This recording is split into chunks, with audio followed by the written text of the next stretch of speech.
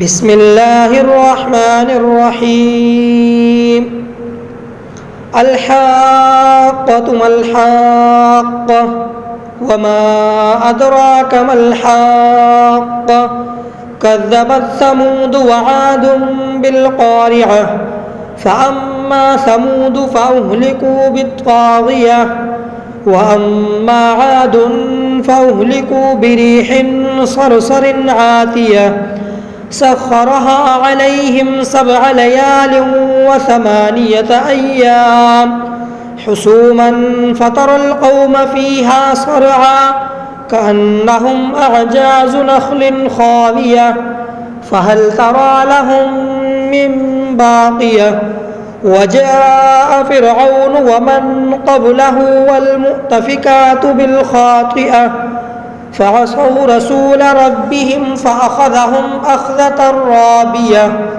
إنا لما طغى الماء حملناكم في الجارية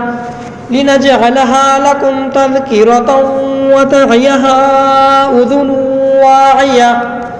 فإذا نفخ في الصور نفخة واحدة وحملت الأرض والجبال فدكتا دكة واحدة فيومئذ وقعت الواقعة وانشقت السماء فهي يومئذ واهية والملك على أرجائها ويحمل عرش ربك فوقهم يومئذ 8 يومئذ تعرضون لا تخفى منكم خافية فأما من أوتي كتابه بيمينه فيقول هاؤم اقرءوا كتابيه إني ظننت أني ملاق حسابيه فهو في عيشة راضية في جنة عالية قطوفها دانية كلوا واشربوا هنيئا بما أسلفتم في الأيام الخالية وأما من أوتي كتابه بشماله فيقول يا ليتني لم أوت كتابيه ولم أدر ما حسابيه يا ليتها كانت القاضية ما أغنى عني ماليه هلك عني سلطانيه خذوه فغلوه ثم الجحيم صلوه ثم في سلسلة ذرعها 70 ذراعا فاسلكوه إنه كان لا يؤمن بالله العظيم ولا يحض على طعام المسكين فليس له اليوم هاهنا حميم ولا طعام إلا من غسلين لا يأكله إلا الخاطئون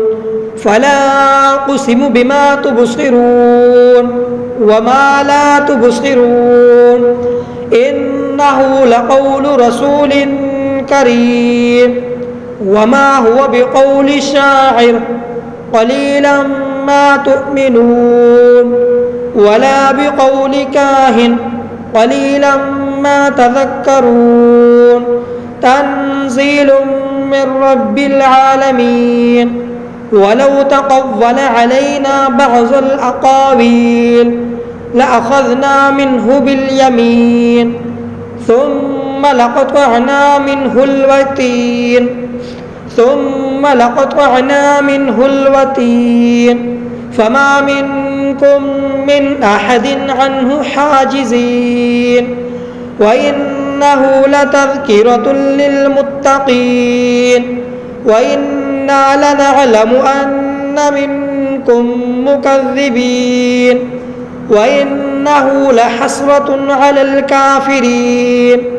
وإنه لحق اليقين فسبح باسم ربك العظيم.